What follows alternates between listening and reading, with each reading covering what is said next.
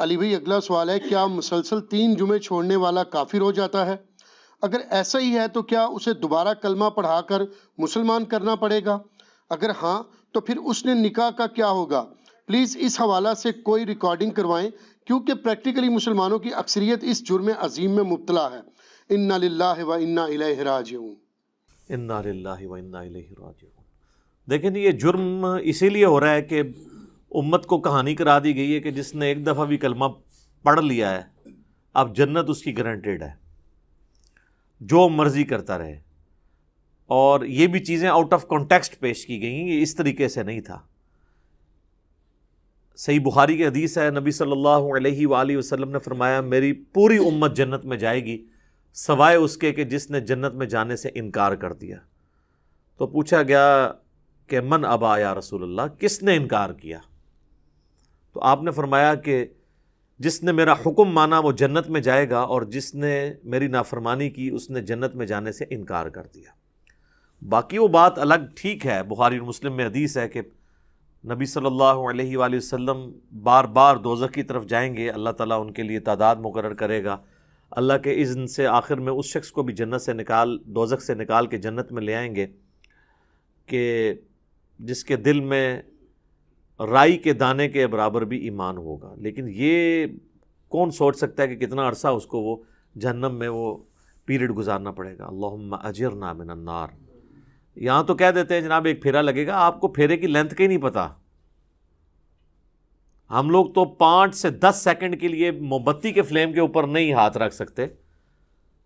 دنیا کی آگ، اور بخاری اور مسلم دونوں میں حدیث ہے کہ آخرت کی آگ جو ہے وہ دنیا کی آگ سے 70 گنا تیز ہے۔ تو یہ بات کر دینا بڑا آسان ہے۔ اچھا آپ اس کو دنیا میں اگر کسی کو پریکٹیکلی امیجن کروائیں نا تو وہ کانپ اٹھے گا۔ اگر کسی کو آ جائے نا کہ تمہیں ایک جمعے کی نماز چھوڑنے پر، یا ایک فجر ظہر اثر مغرب کی چھوڑنے پر، فجر چھوڑنے پر فجر سے لے کر ظہر تک ایک 10 بائی 10 کے کمرے میں رکھا جائے گا جس میں 100 کوبرا سانپ ہوں گے، 100 بچھو ہوں گے اور 100 اژدہے ہوں گے، بس صرف فجر سے ظہر تک تم نے وقت گزارنا ہے ایک نماز چھوڑنے پہ، تو وہ کانپ اٹھے گا اس تصور سے ہی، کیونکہ اس کو امیجن کر سکتا ہے۔ آخرت چونکہ دیکھی نہیں ہے تو وہ کہتا ہے بس ٹھیک ہے دیکھی جائے گی انشاءاللہ تعالیٰ، جو کچھ بھی ہے تیرے محبوب کی امت سے۔ تو جمعے کا معاملہ تو بہت سینسٹیو ہے۔ جمعے کی آپ اہمیت کا اندازہ اس بات سے لگا دیں کہ جمعے کی نماز کے اوپر ایک پوری سورت ہے، اس کا نام ہی سورۃ الجمعہ ہے، سورت نمبر 62 پارہ نمبر 28 میں، اور اس میں باقاعدہ اللہ تعالیٰ نے جمعے کی فرضیت کا ذکر کیا ہے۔ اعوذ باللہ من الشیطان الرجیم، بسم اللہ الرحمن الرحیم۔ یا ایہا الذین آمنوا اذا نودی للصلاۃ من یوم الجمعہ، اے ایمان والو جب ندا دی جائے، اذان دی جائے جمعے کے لیے، اس کی نماز کے لیے جمعے کے دن، فاسعوا الی ذکر اللہ، تو جلدی سے لبکو اللہ کے ذکر کی طرف، وذروا البیع، اور تجارت چھوڑ دو، ذالکم خیر لکم ان کنتم تعلمون، اسی میں تمہاری خیریت ہے اگر تم جانتے ہوتے۔ فاذا قضیت الصلاۃ، ہاں جب نماز پڑھ چکو، فانتشروا فی الارض وابتغوا من فضل اللہ، اس کے بعد تم زمین میں پھیل سکتے ہو اور اللہ کے فضل کو تلاش کرو۔ یعنی آپ صرف جمعے کے اس ٹائم پیریڈ کے لیے آپ نے کاروبار زندگی کو ترک کرنا ہے۔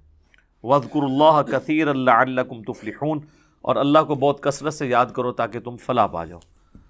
تو جمعے کی فرضیت قرآن میں آئی ہے، اس سے آپ اس کی اہمیت کا اندازہ لگا سکتے ہیں۔ باقی جتنی نمازوں کا ذکر ہے وہ جنرل ہے ان کی فرضیت کے اعتبار سے، یا ایون سورۃ النور کے اندر صلاۃ الفجر اور عشاء اور ظہر کا ذکر آیا ہے تو وہ پردے کے اعتبار سے آیا ہے۔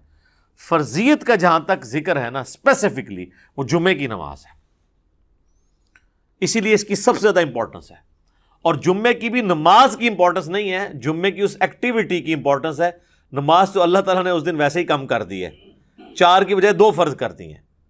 خطبے کی امپورٹنس ہے، اور یہ مسلمانوں کی ایک ویکلی پولیٹیکل گیدرنگ ہے، اور سالانہ پولیٹیکل گیدرنگ مسلمانوں کی عید کی نمازیں ہیں، اور انٹرنیشنل گیدرنگ سالانہ جو ہے وہ حج کی گیدرنگ ہے۔ یہ یعنی جمعے کے خطبے اس لیے نہیں ہے کہ یہاں پہ آپ نے لوگوں کو یعنی نکاح، طلاق اور استنجے کا طریقہ، یہ ساری چیزیں بتانی ہیں اصل میں پولیٹیکل ایشوز کو ایڈریس کرنے کے لیے، تاکہ لوگ ایک پیج کے اوپر آئیں مسلمان۔ اسی لیے جمعے کی گیدرنگ ایک شہر میں ایک سے زیادہ ہونی بھی نہیں چاہیے۔ یہ تو آج کل ایک چندے کے چکر میں اتنی جامع مسجد بن گئی ہیں، ادروائز اصولاً دیکھا جائے تو ایک شہر میں ایک جامع مسجد ہوگی۔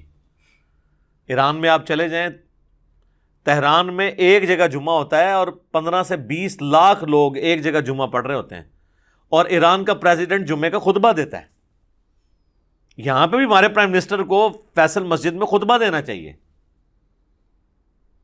تو آپ دیکھیں پھر کس طریقے سے قوم ایک جگہ جمع ہوتی ہے۔ ہم تو ایک قوم بھی نہیں اسی وجہ سے۔ بہرحال یہ الگ سے ایک ٹاپک ہے۔ جمعے کی فرضیت کے اعتبار سے سورۃ الجمعہ کافی ہے۔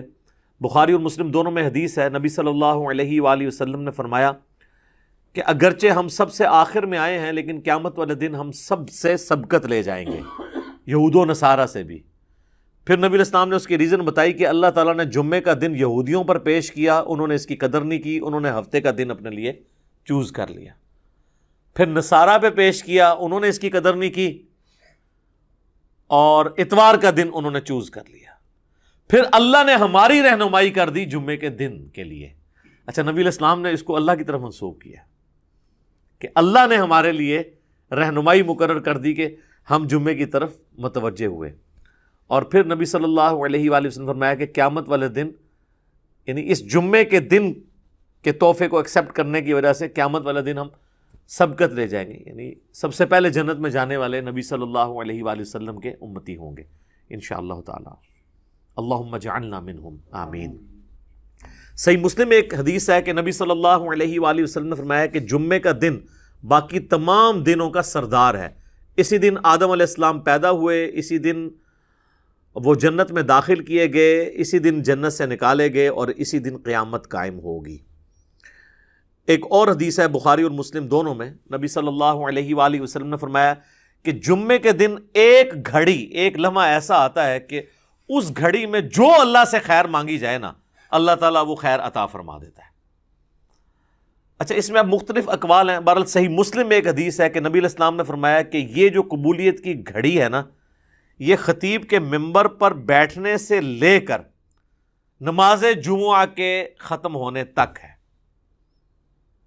اس دوران یہ ایکٹیویٹی ہے، یعنی ایک گھڑی ایسی آتی ہے جو قبولیت کا وقت ہے۔ ویسے پبلک میں مشہور ہے کہ وہ دو خطبوں کے درمیان وہ بھی ہو سکتا ہے، اس کے علاوہ بھی نماز کا بھی وقت ہو سکتا ہے جس میں آپ اللہ کی طرف رجوع لاتے ہیں۔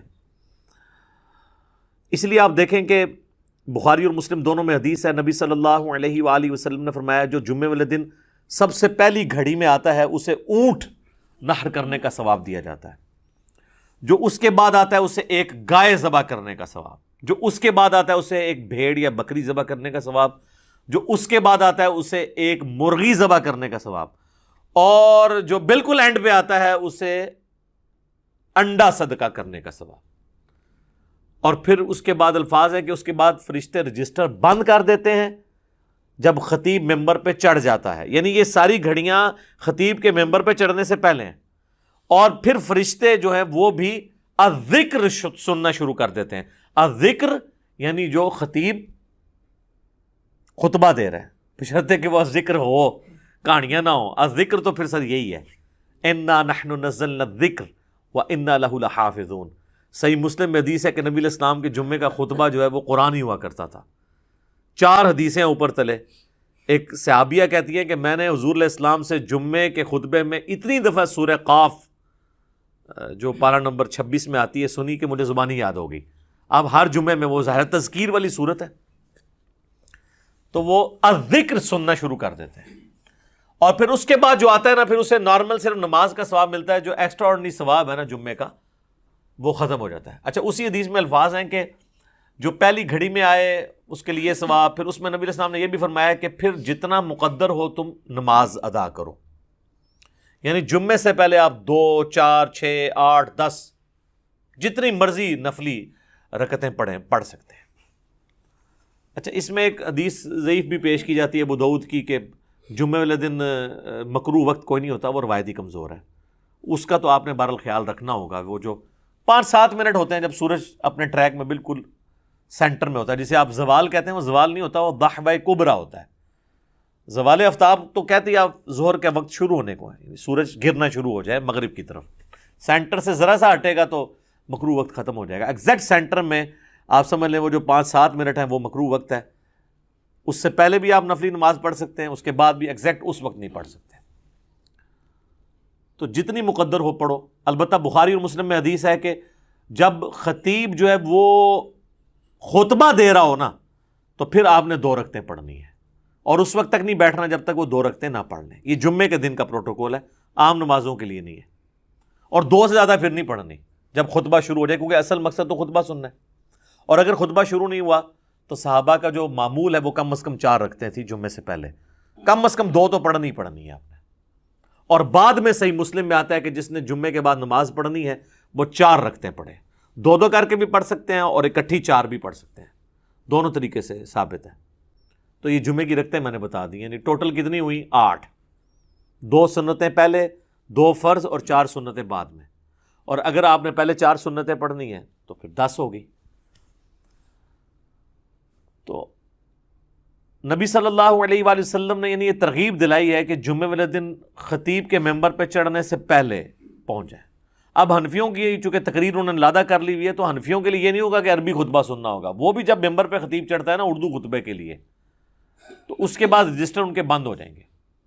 اب چونکہ انہوں نے اپنے پبلک کو پڑھایا ہوا ہے کہ یہ تقریر جو ہے یہ لادہ سے ہے, اصل عربی کے خطبے ہوتے ہیں, پھر لوگ کہتے ہیں پھر اصل ہی آگے سنیں گے جو ہمیں بھی سمجھ نہ آئے, اور معذرت کے ساتھ جو پڑھ رہے ہوتے ہیں ان کو بھی نہیں سمجھ ہوتی کہ وہ پڑھ رہے کیا ہیں.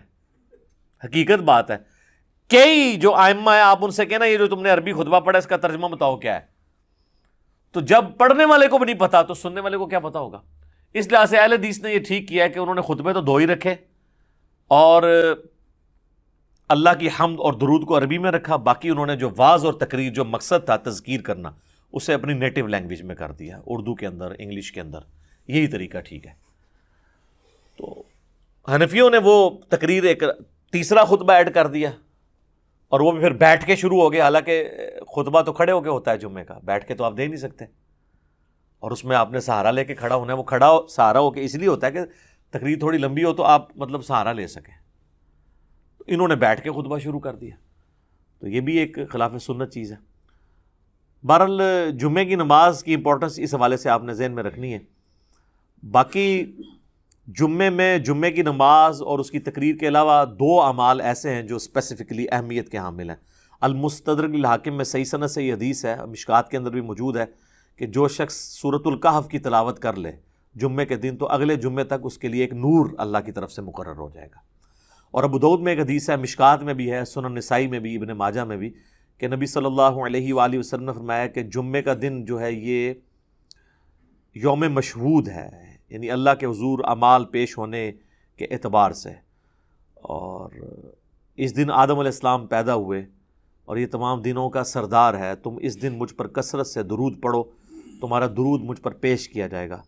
تو صحابہ نے عرض کیا اللہ کے محبوب علیہ السلام جب آپ فوت ہو جائیں گے اور آپ کی ہڈیاں مٹی میں مل جائیں گی, یہ الفاظ ہیں حدیث کے, کیونکہ اس وقت 295C اس طرح اپلائی نہیں ہوتی تھی سوال پوچھنے کے اوپر, تو تب بھی آپ پہ درود پیش ہوگا. تو آپ نے فرمایا ہاں, ان اللہ حرم علی الارض ان تأکل اجساد الانبیاء, بے شک اللہ تعالیٰ نے حرام کر دیا ہے مٹی کے لیے کہ وہ نبیوں کے جسموں کو کھائے, تو درود مجھ پر اس وقت بھی پیش ہوگا.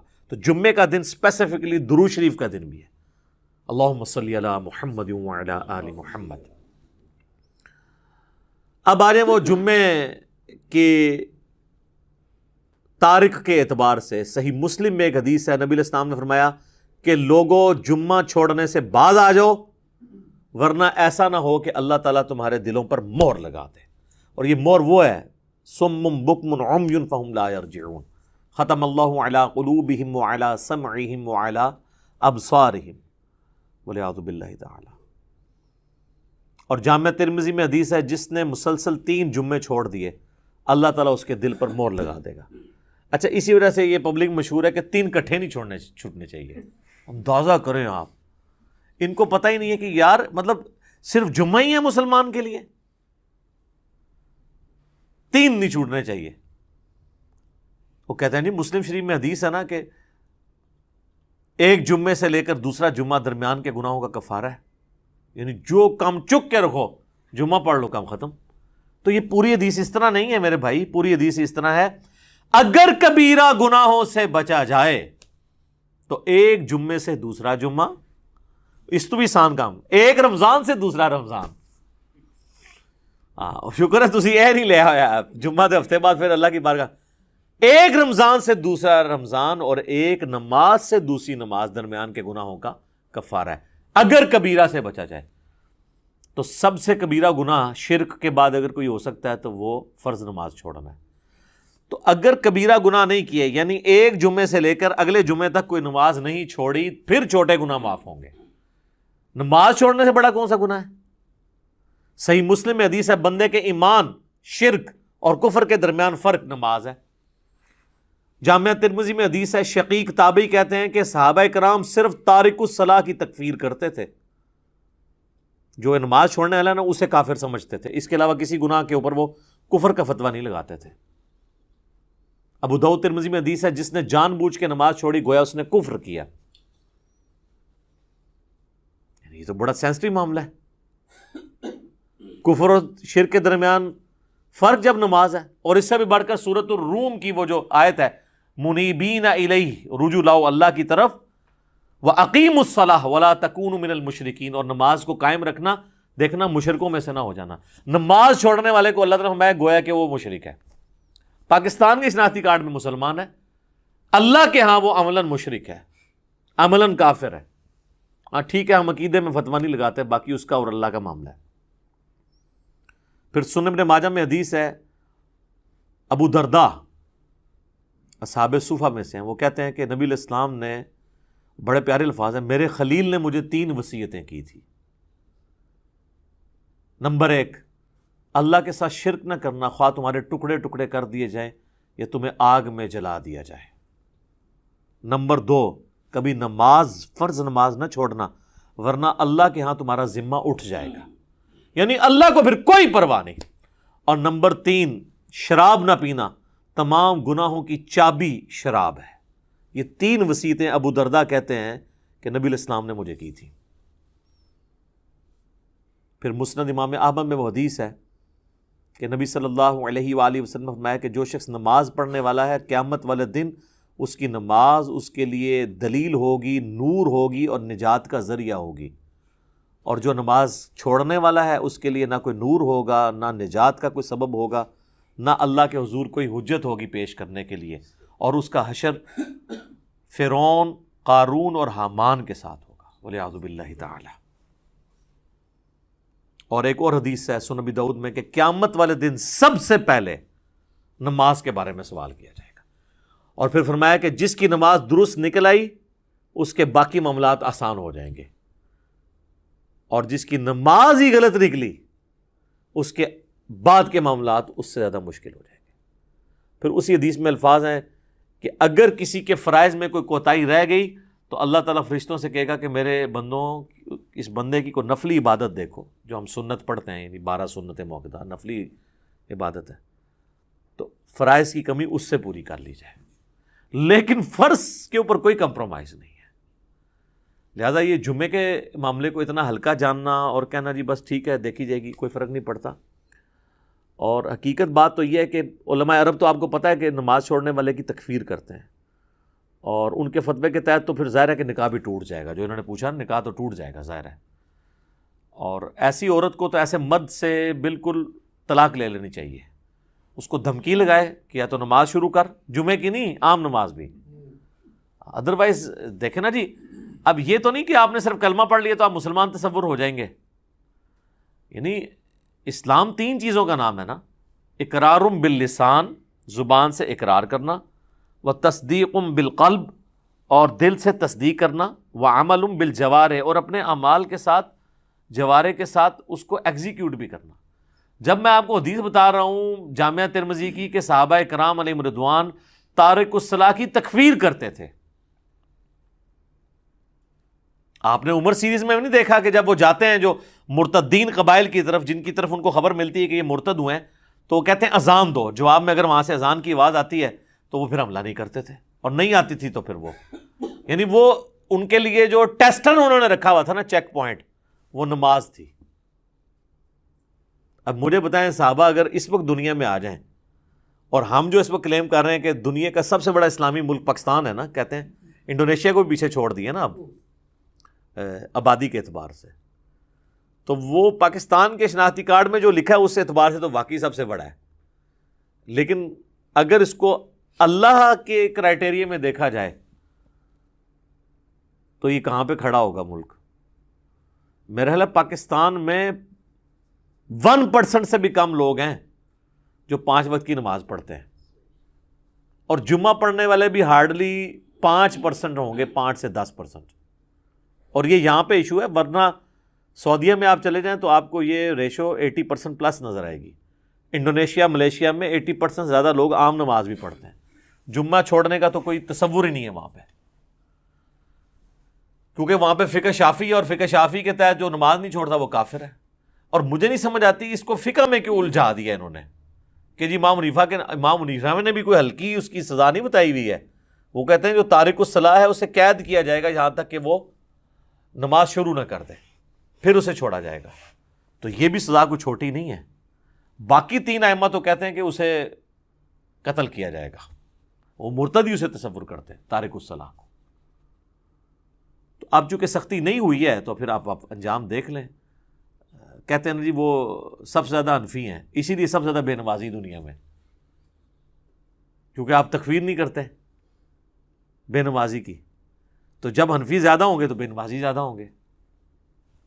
حالانکہ اسے حنفی شافعیت کا مسئلہ ہی نہیں، یہ تو مسلم شریف میں حدیث ہے نا، یہ کوئی امام شافعی کا قول تو نہیں ہے۔ صحیح مسلم میں کتاب الایمان میں پہلے چیپٹر کے اندر یہ حدیث موجود ہے کہ بندے کے کفر اور اسلام کے درمیان فرق نماز ہے۔ اس حدیث کو تو مطلب امام شافعی یا احمد بن حنبل یا امام مالک کے کسی دھکے کی یا انہوں مونڈا دینے کی ضرورت نہیں ہے نا، یہ حدیث خود ہی، اور اس سے بڑھ کر سورہ روم کی آیت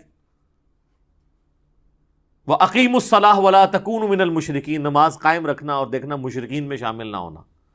تو جناب یہ جمعوں وغیرہ کے چکر سے ذرا باہر نکلیں، جمعے والی بات تو یعنی یہ تو بہت بڑی بات ہے۔ عام نماز بھی اگر کوئی شخص چھوڑتا ہے، تارک الصلاۃ ہے، تو وہ قانوناً تو اسلام کی روح سے تو وہ اسلام سے خارج ہو جائے گا، الا یہ کہ وہ توبہ کر لے۔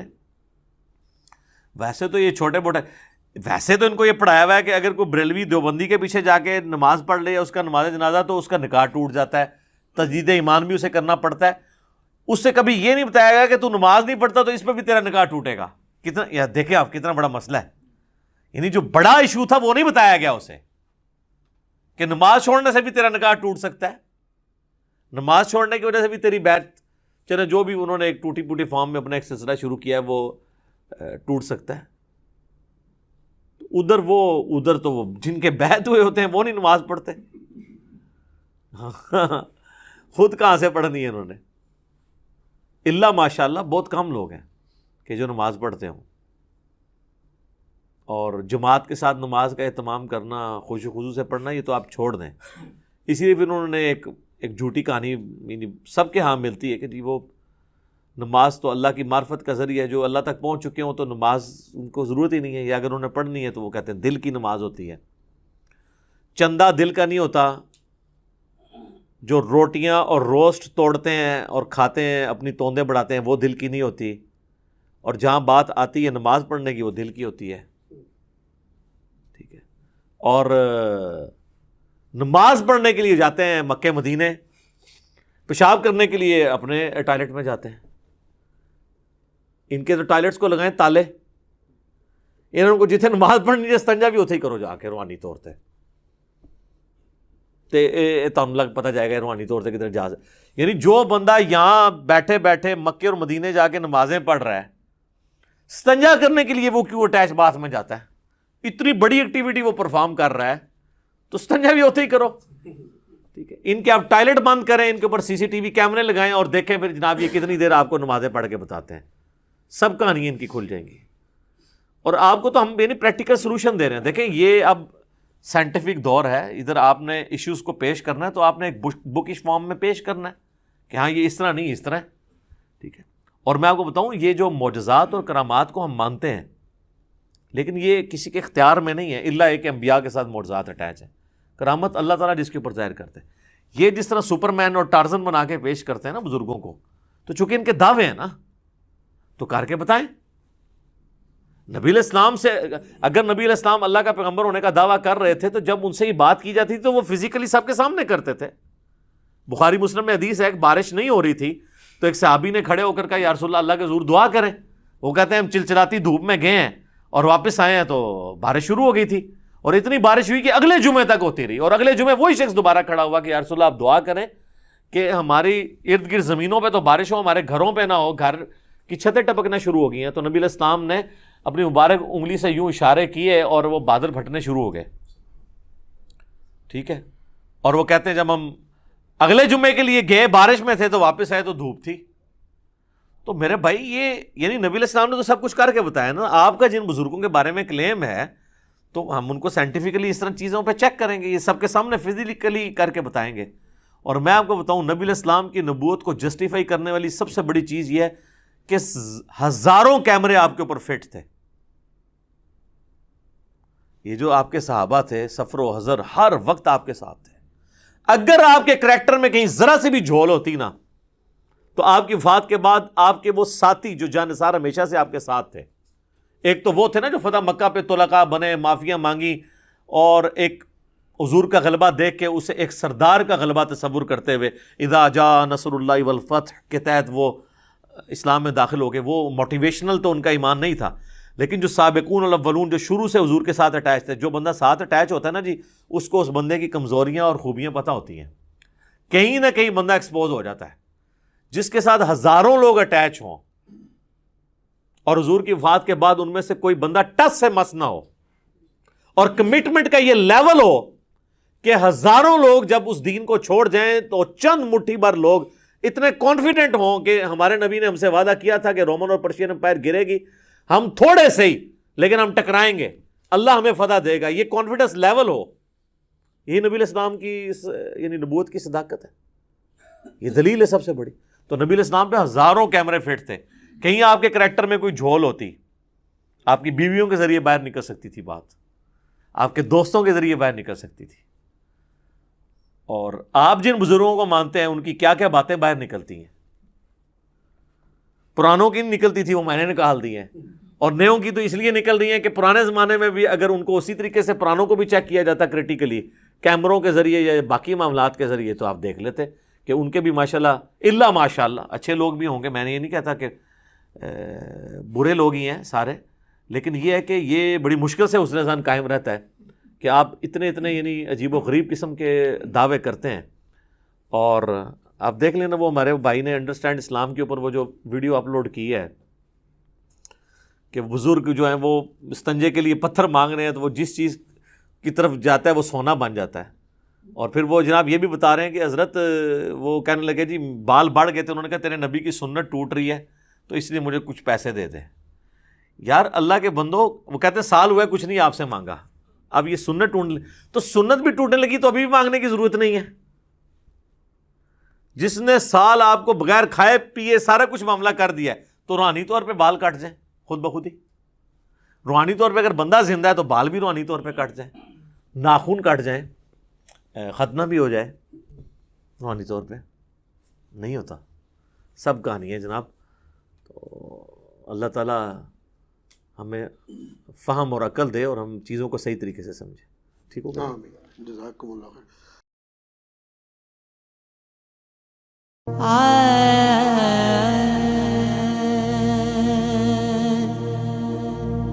میں بے عقلا عقل نہ مینوں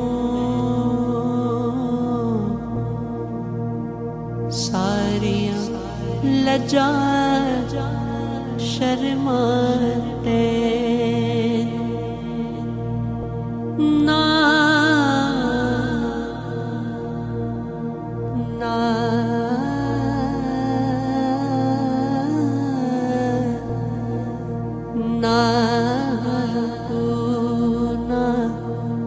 سجدے کیتے ہیں